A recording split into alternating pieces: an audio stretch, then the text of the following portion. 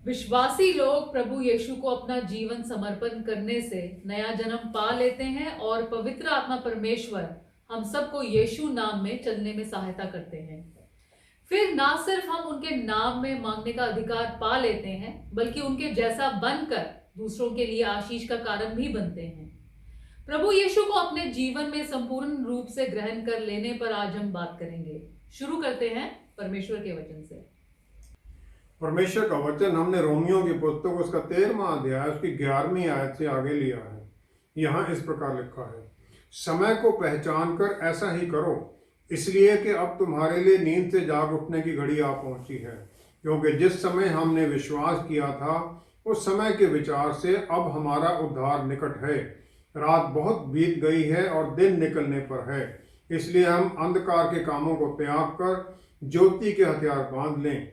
जैसा दिन को शोभा देता है वैसे ही हम सीधी चाल चलें, ना कि लीला क्रीड़ा और पियक्कड़पन में, ना व्यभिचार और लुचपन में, और ना झगड़े और डाह में, वरन प्रभु यीशु मसीह को पहन लो और शरीर की अभिलाषाओं को पूरा करने का उपाय ना करो।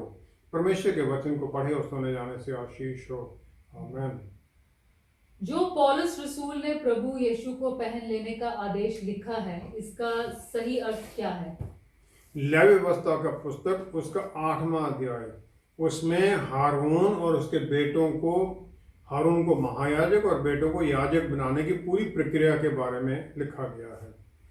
जो पूरी सेरेमनी ये शुरू होती है, रिचुअल है, जिसमें मूसा उन्हें पहले जल से शुद्ध करते हैं नहलाने के द्वारा।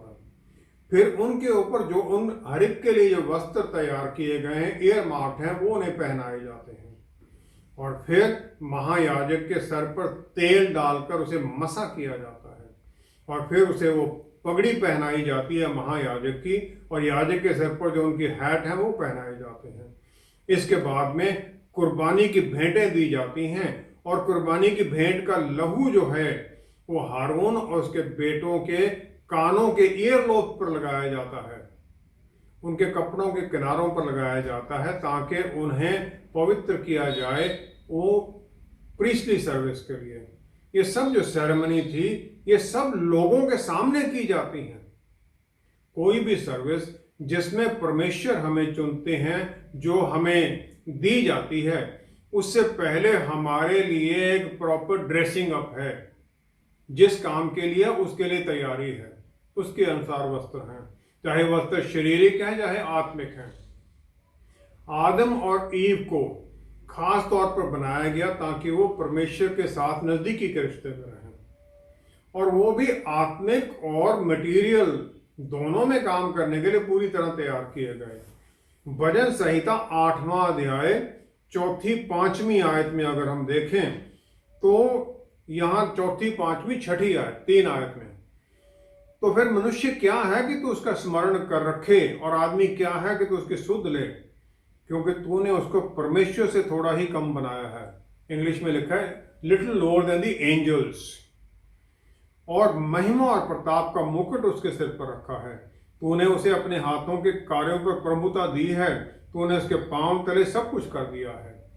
आदम और ईव को स्वर्गदूतों से थोड़ा नीचे बनाया गया, हमें भी। और जब पाप आ गया तो वो सब जो स्पेशल स्टेटस था वो खत्म हो गया। पहले वो स्वर्गदूतों से थोड़ा नीचे थे, अब हम लोग जानवरों से थोड़ा ऊपर हैं, और बहुत लोग तो जानवरों के लेवल पर भी चले जाते हैं, क्योंकि गिरावट के बाद ये सब होता है। उत्पत्ति 3रा अध्याय 7वीं आयत में, पाप के बाद में हम यहां लिखा है, तब उन दोनों की आंखें खुल गई। उनकी आंखें खुलने का मतलब क्या है? उन्हें देखने की शक्ति तो बनाने जब उन्हें बनाया गया तभी दी गई थी। जो उनकी आंखें खुलती हैं तो वो अपने नंगेपन को महसूस करते हैं और अपने आप को वस्त्रों से ढकने लग जाते हैं। इससे पहले वो अपनी हालत के बारे में जानते थे, लेकिन उनमें कुछ बुराई नहीं थी, इसलिए ना तो उन्हें परमेश्वर का भय था, ना अपने एक दूसरे से भय था। परमेश्वर का आदर था उनके मन में, क्रिएटर हैं, सॉवरन हैं, गॉड हैं। वो आत्मिक रियाम में भी थे और शारीरिक रियाम, दोनों में चलते थे। उत्पत्ति 3रा अध्याय 21वीं आयत में परमेश्वर उन्हें अदन बाग से बाहर निकाल देते हैं, लेकिन निकालने से पहले परमेश्वर प्यार है, प्यार करने वाले परमेश्वर हैं। वो उन्हें चमड़े के अंगरखे पहना देते हैं। और ये माना जाता है कि परमेश्वर ने किसी जानवर का वध किया और उस जानवर की स्किन को उन्हें पहना दिया गया।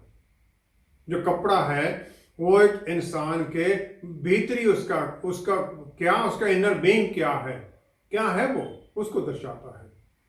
जब आदम के लिए जानवरों में हेल्प मीट, सूटेबल कोई हेल्प मीट, सहायक नहीं मिल सका, तो जानवरों की जो स्किन है वो उसे सूटेबल कैसे हो सकती है उसके कपड़े के तौर पर। दोनों को बनाया गया था ताकि वो परमेश्वर से हर दिन मिलें, और क्योंकि परमेश्वर आत्मा है वो भी आत्मिक रेयन में चल सकते थे, लेकिन उन्हें धरती पर रहना है तो वो धरती के इस मटीरियल रेयन में भी काम करते थे। और उन्हें इसके पाप के बाद में अब वो आत्मिक में परमेश्वर से नहीं मिल सकते थे। परमेश्वर उनसे बात कर सकते थे जब भी वो चाहते थे, लेकिन इंसान उनके पास नहीं जा सकता था। जो स्किन कवरिंग जो बनाई गई, जो अंगरखे बनाए गए, उसके अलग अलग मकसद हैं। पहला तो ये है, जब इंसान में परमेश्वर ने अपनी सांस फूकी तो परमेश्वर ने अपनी महिमा उसमें डाली। अब गिरावट की परिस्थिति में वो महिमा जाहिर नहीं की जा सकती है। उसे नए ढकने के लिए उसे ये नई स्किन दी जाती है ताकि परमेश्वर की महिमा अब ढक दी गई, उसके अंदर है लेकिन ढक दी गई है। दूसरा क्या है, जो वो उसे स्किन पहनाई गई, जो उसे वो चमड़ा दिया गया, वो उन्हें मटेरियल रैम में तो चल सकते हैं, वो आत्मिक रैम में नहीं जा सकते हैं। दूसरा, मटेरियल रैम के अंदर उन्हें बैरियर हो गए। पहले ये था कि कोई दीवार कोई कुछ नहीं थी, चल सकते थे, चारों तरफ जा सकते थे। यूहन्ना 20 के 19-20 आयत में हम देखते हैं, प्रभु यीशु दोबारा जी उठने के बाद में चेलों के पास पहुंचते हैं, उस कमरे में जो कमरे के सब दरवाजे बंद हैं, क्योंकि वो यहूदी लोगों के डर से अंदर छुप कर बैठे थे। प्रभु यीशु के लिए वो मटेरियल कोई बैरियर नहीं रह जाता है, वो अंदर चले जाते हैं, अपने हाथ उन्हें दिखाते हैं, और जहां साइड में उन्हें जख्म किया गया था क्रूसिफिक्शन के टाइम पर, वो उन्हें दिखाते हैं। शरीर उन्हें नया है, लेकिन उनके हाथ में वो जख्म अभी हैं, और नया शरीर जो है उसके सामने कोई बैरियर नहीं है। इसी स्टेट में आदम और ईव को गिरावट से पहले बनाया गया था, और नए जीवन में जब हम पहुंचेंगे तब हमें इसी प्रकार की वो शरीर दिया जाएगा। तीसरा क्या है, गिरावट की नेचर में वो जो इस दुनिया का जो वेदर बदल जाना है, गर्मी सर्दी से बचने के लिए भी उन्हें जरूरत है, तो इसलिए उन्हें वो स्किन दी जाती है जो उन्हें इस तरह से सुरक्षा देती है। और आखिर में चौथा क्या है, उन्हें एक दूसरे से प्रोटेक्शन की जरूरत है, क्योंकि उनका इमोशनल स्टेट क्या है वो सब जाहिर हो रहा है, उसे कवर करना ताकि वो इमोशनली एक्सप्लॉयट ना की जा सके, इसलिए भी उन्हें स्किन की कवरेज दी जाती है। रोमियो के पुस्तक 13 से 13वां अध्याय 14वीं आयत में पौलुस रसूल कहते हैं, शरीर के कामों के लिए कोई बंदोबस्त मत करो, no provision for the flash, ताकि इसकी जो लालसाएं उन्हें पूरा करने के लिए, और इसके लिए फिर हमें प्रभु यीशु को पहनना पड़ता है ताकि हम शारीरिक व्यायाम से निकलें, उसके लक्ष्य से बाहर निकलें, हम प्रभु यीशु के साथ फिर वो आत्मिक कामों में जुड़े। जो स्किन की कवरिंग दी जाती है वो हमें शारीरिक जो लालसाएं उनसे बचाने में सहायता करती है, और ये हमारी इमोशनल स्टेट को भी कवर करता है।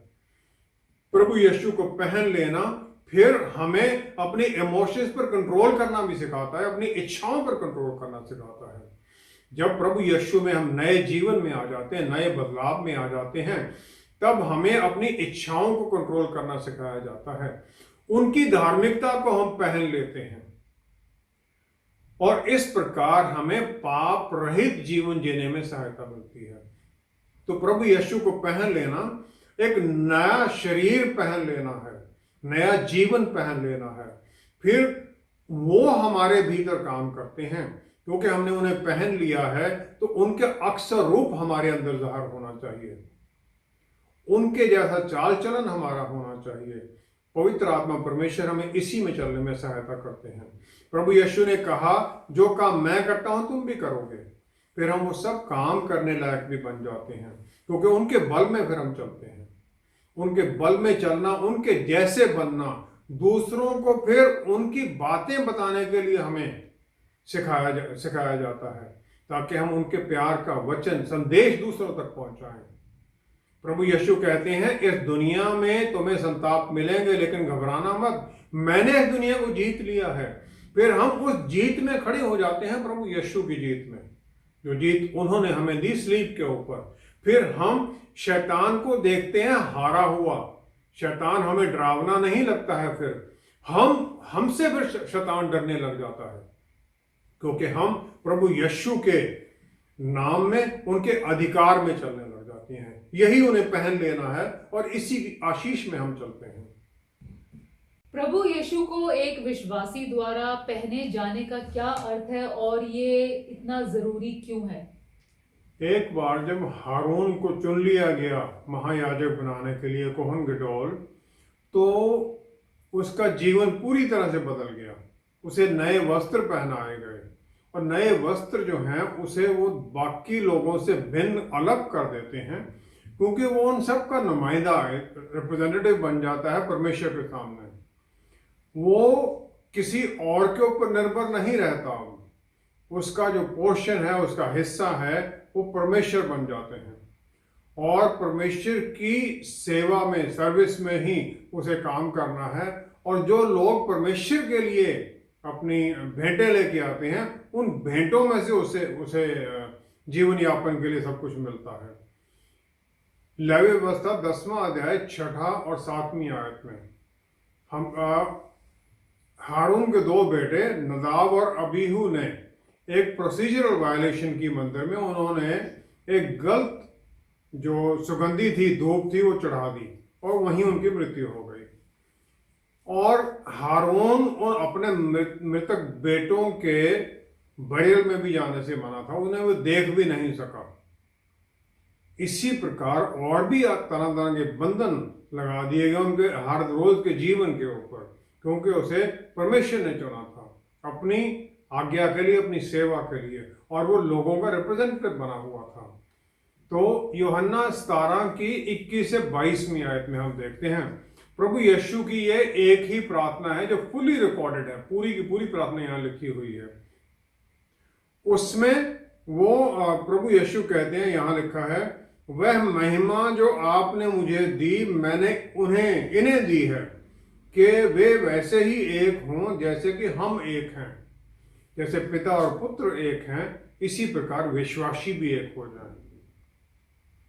प्रभु यीशु ने ये डिक्लेरेशन कर दी पिता के सामने जो स्वर्ग में है, कि जो आपने मुझे महिमा दी थी, मैंने इन्हें दे दी है।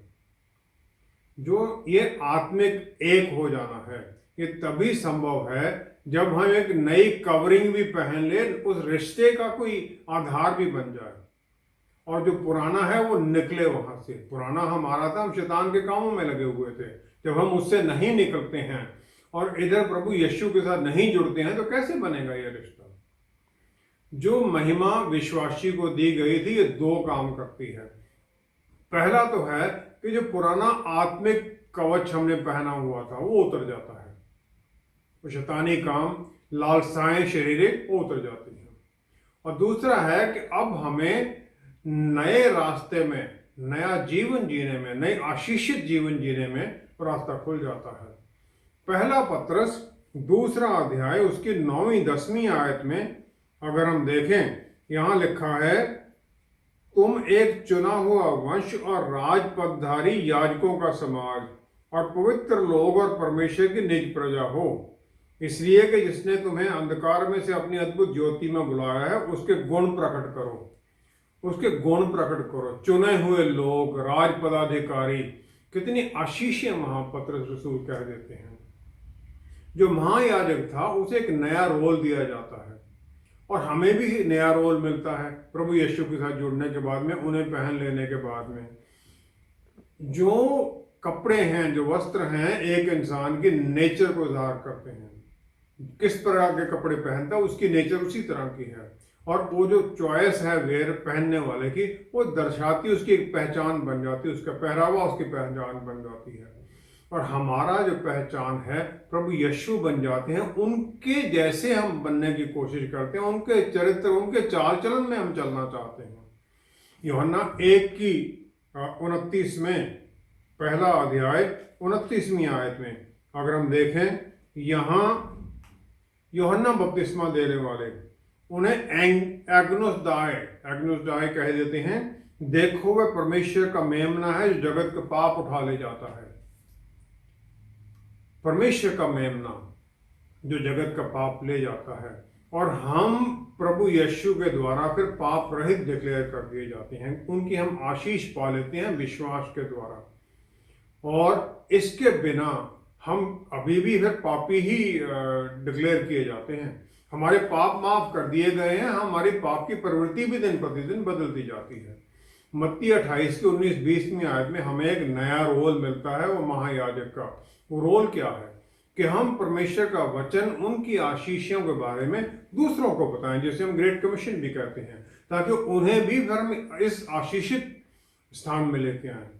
पहला यूहन्ना 3 अध्याय 8वीं आयत में प्रभु यीशु इंसान बनकर आए ताकि वो शैतान के कामों को नष्ट करें। अब हम यहाँ पर धरती पर उनके रिप्रेजेंटेटिव हैं, स्वर्गराज के रिप्रेजेंटेटिव हैं, और फिर हम शैतान के साथ तो जुड़ नहीं सकते, तो उसके साथ हम जुड़कर बुरे कामों में लगे रहें। लेकिन हमें पवित्र आत्मा परमेश्वर के बल में चलना है जो हमारे भीतर हैं, और फिर हमें बुराई से बच के रहना है। यूहन्ना पहले 12वीं आयत में प्रभु यीशु पहले विश्वास में हमें अपने परिवार का हिस्सा बनाते हैं। फिर पहला यूहन्ना 2 अध्याय 1 आयत में वो स्वर्ग में पिता के सामने हमारा सहायक बन जाते हैं, ताकि हमारी प्रार्थनाओं के बारे में पिता से बात करें। वो हमारे एडवोकेट बन जाते हैं। रोमियो की पुस्तक 8वां अध्याय 26वीं आयत में पवित्र आत्मा परमेश्वर जो हमारे भीतर हैं, वो फिर हमारे लिए मध्यस्थता, इंटरसेशन करते हैं, और हम उन दोनों को इमिटेट करते हैं, उनकी तरह चलते हैं। हम भी दूसरों के लिए, उनकी मुक्ति के लिए मध्यस्थ बनने लग जाते हैं, उनके सहायक बनने लग जाते हैं। अफसियों की पुस्तक 6 अध्याय 16वीं आयत में पौलुस रसूल हर विश्वासी को ये कहते हैं कि परमेश्वर के हथियार पहन लो। परमेश्वर के हथियार जो कि प्रोटेक्टिव गियर हैं, बचे रहने के लिए, सुरक्षित रहने के लिए। तो फिर वो कहते हैं तुम विश्वास की ढाल लेकर स्थिर रहो, जिससे तुम दुष्ट के सब जलते हुए तीरों को बुझा सको। शील्ड ऑफ फेथ, विश्वास की ढाल को ले लो, दुश्मन के जो तीर हैं उन्हें बुझा सको। भजन संहिता 3 अध्याय 3 आयत में राजा दाऊद कह देते हैं, यहोवा परमेश्वर आप मेरी ढाल हो, मेरी महिमा, मेरा बल हो, जो मुझे चारों तरफ से घेरे रहते हैं। जब हम प्रभु यीशु को पहन लेते हैं तो हमारी ढाल बन जाते हैं, हमारी महिमा बन जाते हैं, हमें बल देते हैं, और फिर हमें शैतान के हर तरह चंगुल से बचा के रखते हैं। यूहन्ना 1 अध्याय 4 आयत में लिखा है, प्रभु यीशु में जीवन था और वो जीवन मनुष्यों की ज्योति था। जब हम उनसे जुड़ जाते हैं, ये मनुष्यों की ज्योति जो प्रभु यीशु हैं, वो हमें इस दुनिया की रोशनी बना देते हैं, लाइट ऑफ द वर्ल्ड हमें बना देते हैं, और फिर हमें वो बल और शक्ति से भर देते हैं ताकि हम जो अंधेरे की ताकतें हैं उनका सामना कर सकें। हम उनकी नेचर को पहन लेते हैं, उनकी धार्मिकता को पहन लेते हैं, और फिर उनकी तरह ही हम चलने लग जाते हैं, उनके अधिकार में चलने लग जाते हैं। वो हमारी प्रोटेक्शन, सुरक्षा बन जाते हैं, और उनमें विश्वास करते हुए हम हर दिन जो महिमा उन्होंने हमें दी है, उस महिमा की आज्ञाकारिता में, उसके बल से, शक्ति से भरे हुए उनकी आज्ञाकारिता में चलते हैं, और फिर वो अपनी पवित्र हजूरी हमारे साथ बनाए रखते हैं हर पल। तब होता है फिर जब ये फिर पवित्र आत्मा परमेश्वर इसके साथ ही हमारे भीतर काम करने लग जाते हैं, हमें बदलने लग जाते हैं उनके अक्स और रूप में। हमारे बोल, हमारे विचार, हमारे सब काम उनकी इच्छा के अनुसार होने लग जाते हैं, और फिर हम उनके आनंद से भरे हुए जीवन में चलने लग जाते हैं। आनंदित, खुशी और बहुतायत का जीवन जिसका उन्होंने वायदा किया, हम उसे पाने लग जाते हैं, उनकी तरफ बदलने लग जाते हैं। हमारे अंदर इस बदलाव के लिए क्या हमें कुछ तैयारी भी करनी पड़ती है? जो महायाजक था वो साल में एक ही बार महापवित्र स्थान में अंदर में जा सकता था, मंदिर के अंदर, और उसके लिए उसे तैयारी करनी पड़ती थी। तैयारी क्या थी? एक हफ्ता पहले वो सबसे अलग हो जाता था, अपने परिवार के सब लोगों से अलग, और वो महापवित्र स्थान में जाने से पहले वहीं मंदिर के उसी एक जगह पर वहीं रहता था। वहां पर उसे सब लोगों के लिए पाप और होम बलि का जो लहू था वो चढ़ाना होता था, और कोई भी गलती करने से उसकी उसी समय मृत्यु होने का पक्का यकीन था। इसलिए जब वो जाता था तो अपने कपड़ों के ऊपर छोटी छोटी घंटियां बांध कर जाता था, हिलता रहता था, ताकि बाहर घंटी की आवाज आती है तो पता रहे कि वो जिंदा है। और दूसरा, उसको रस्सी बांधी हुई होती थी, क्योंकि औरतों के अंदर जा ही नहीं सकता था, ताकि उसे वहां से फिर बाहर खींचा जा सके अगर वो मर जाए। परमेश्वर के पुत्र को सलीब पर चढ़ाने के लिए, जो कि हमारे लिए वो सैक्रिफाइस बनते हैं, उन्हें 2 बार अनॉइंट किया गया। पहला है लूका 7:38 में। साइमन फरीसी है, उसके घर में वो खाना खाने के लिए जाते हैं, जहां पर एक औरत है जिसे पापी कहते हैं। वो आती है, एक इत्र, संगमरमर के पात्र में वो इत्र लेकर आती है। पहले वो प्रभु यीशु के पांव को अपने आंसुओं से धोती है, और फिर अपने बालों से उन्हें साफ करती है, और फिर वो इत्र उनके ऊपर लगा देती है। पहली अनॉइंटिंग है, पहला मसा किया जाता है उन्हें उस कुर्बानी में जाने के लिए। यूहन्ना 12 की पहली 8 आयत में अगर हम देखें, दूसरी अनॉइंटिंग होती है बेथानी में, जहां पर मरियम है, लाजरस की बहन, वो भी प्रभु यीशु के पांव को अनॉइंट करती है उसी प्रकार एक्सपेंसिव ऑयल के द्वारा। वो भी उनके पांव को अपने बालों से साफ करती है। जब उसके बारे में ये कहते हैं कि इतना महंगा इत्र क्यों वेस्ट किया गया, इसे तो बेचकर गरीबों के लिए इकट्ठा किया जा सकता था, तो प्रभु यीशु उसके रेस्क्यू के लिए आते हैं। वो कह देते हैं कि इसे कुछ मत कहो, क्योंकि इसने मुझे जो फाइनल मेरा बरियल का दिन है उसके लिए तैयार किया है। She is kept this for the day of my burial. इतना इतर उसने उनको मसा किया, अनॉइंटिंग किया, तैयारी की उनकी। प्रभु यीशु सलीब पर जाने के लिए तैयारी को इस प्रकार अनॉइंटिंग कहते हैं। और क्योंकि वो जानते हैं कि जब उनका बरियल होना है उस दिन वो पास ओवर दिन अगला दिन है, समय नहीं होगा। लेवी व्यवस्था 8वां अध्याय 6ठी आयत में मूसा पहले हारून और उसके बेटों को पानी से नहलाता है। ये उन्हें इस दुनिया के जो गंदगी है उससे साफ करना, पवित्र करना है, और फिर उन्हें पूरी इजरायली लोगों का रिप्रेजेंटेटिव बनकर जाना है। ये माना जाता है, कुछ लोग मानते हैं कि जो दाहिना पैर है वो पुराना जो हमारा काम है उसके बारे में स्टोर करता है, और इस दुनिया के साथ हमारा क्या रिश्ता है उसको दर्शाता है। जबकि जो बायां पैर है वो हमारे अंदर भीतर क्या है उसे जाहिर करता है। हमारे अंदर क्या आत्मिक शक्ति है, कैसी मॉरल शक्ति है, किस प्रकार की हमारी समझ बूझ है, इसे बायां पैर दर्शाता है। इस प्रकार हमारे पैर बुरे और अच्छे जो इस दुनिया में हमारा व्यवहार है, हमारा जीवन है, उसको दर्शाते हैं।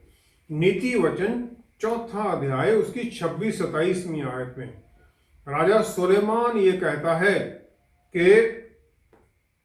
राजा सुलेमान कहता है, अपने पांव पर give careful thought to your feet, जो रास्ते तुम्हारे उन पर ध्यान दो, ताकि तुम अपने रास्तों पर, अपने काम के ऊपर पूरी तरह से स्टेडफास्ट, पूरी तरह से ध्यान से चलो। और ये करने के लिए हमें हर रोज आत्म संयम का इस्तेमाल करना पड़ता है।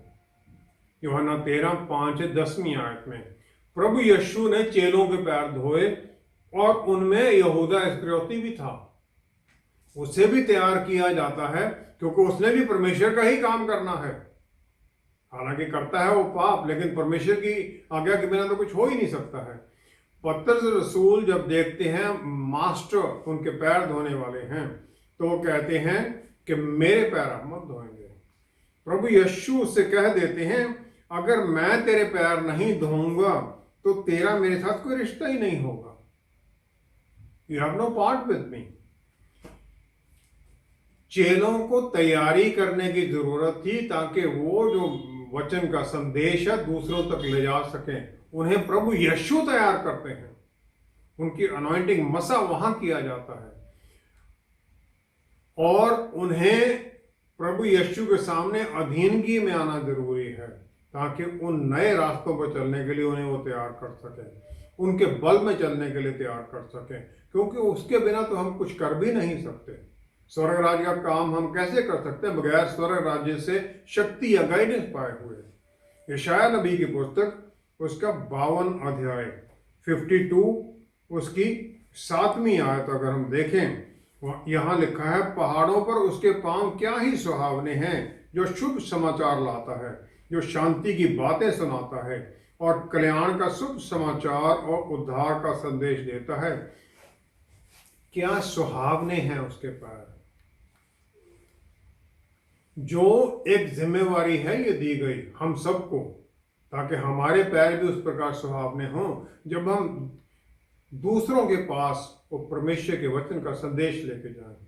जो सुहावने पैर हैं ये दर्शाते हैं कि हम परमेश्वर के साथ जुड़े हुए हैं, परमेश्वर के द्वारा दी गई मुक्ति का संदेश दूसरों तक लेके जाते हैं जो प्रभु यीशु द्वारा हमें मिलती है। तो हम उनके पार्टनर बनकर जाते हैं। और पांव फिर दर्शाते हैं एक एक्टिविटी, कोई काम, चलना, प्रोग्रेस है, तरक्की है। और जो इस प्रकार के पांव पा लेते हैं, जो इस प्रकार चलते हैं, वही मिशन में आगे बढ़ते हैं जो कि वचन सुनाना है। पहले हमें अपने पांव को धोना है इस संसारिक रास्तों से, संसारिक जो रास्ते उनसे हटना है। फिर हमें कंट्रोल और गाइडेंस पवित्र आत्मा परमेश्वर से पाना है, उनकी अधीनगी में आना है। और फिर हमें प्रभु यीशु को पहन लेना है पूरी तरह, हर तरह से, पूरी तरह अंदर और बाहर हमारे फिर प्रभु यीशु ही दिखाई दें। आत्मिक हमारा बदलाव आना चाहिए। और इस तैयारी के बिना ना तो हम सुरक्षा में रहते हैं और ना ही हम आगे बढ़ सकते हैं ताकि हम परमेश्वर के स्वर्ग राज्य के लिए कोई फल ला सकें, कोई फल का काम कर सकें, दूसरों रूहें जीतना, फल लाना है। हम ये कर ही नहीं सकते जब तक हम उनकी अधीनगी में नहीं आते हैं। उनकी अधीनगी में नहीं है तो हमें बल भी नहीं दे सकते वो, क्योंकि फिर तो हम अपनी मर्जी करना चाहते हैं। आइए हम प्रार्थना करें। पिता परमेश्वर, हम धन्यवाद करते हैं आपका, धन्यवाद करते हैं ऐसी अद्भुत आशीषों के लिए। पवित्र आत्मा परमेश्वर, आप हमारे भीतर हैं हमें बदलने के लिए। दिन प्रतिदिन हमें बदलते जाइए। हमारे मन, हमारे प्राण, हमारा शरीर, सब कुछ जो हमारे पास है हम आपके सामने समर्पित करते हैं। इस्तेमाल कीजिए हमें ताकि हम दिन प्रतिदिन फिर बदलते जाएं प्रभु यीशु के अक्सर रूप में, उनके जैसे काम करें, उनके जैसा हमारा चाल चलन हो, उनके जैसे ही फिर हम दूसरों की तरफ प्यार का संदेश लेकर पहुंचें, अपने आप को कुर्बान करने के लिए तैयार रहें और फिर रूहें जीतने में हम आगे बढ़ते जाएं, स्वर्ग राज्य के कामों में आगे बढ़ते जाएं। पिता परमेश्वर, सारा आदर आपको देते हुए सब कुछ आपके प्यारे बेटे प्रभु यीशु के पवित्र नाम में मांगते हैं। आमेन, आमेन, आमेन। प्रभु यीशु जैसे बनते जाने का जो प्रोसेस हमारे अंदर चलता है उसे पवित्र आत्मा परमेश्वर चलाते हैं और इसके द्वारा हमारा स्वरूप उनके अक्स में बदलता जाता है। लेकिन इसके लिए पहले उनके साये में आना भी तो जरूरी है। बस यही अधीनगी उन्हें पहन लेना है। हमारे साथ एक बार फिर जुड़ने के लिए आपका बहुत बहुत धन्यवाद। Until next time, stay blessed. Shalom.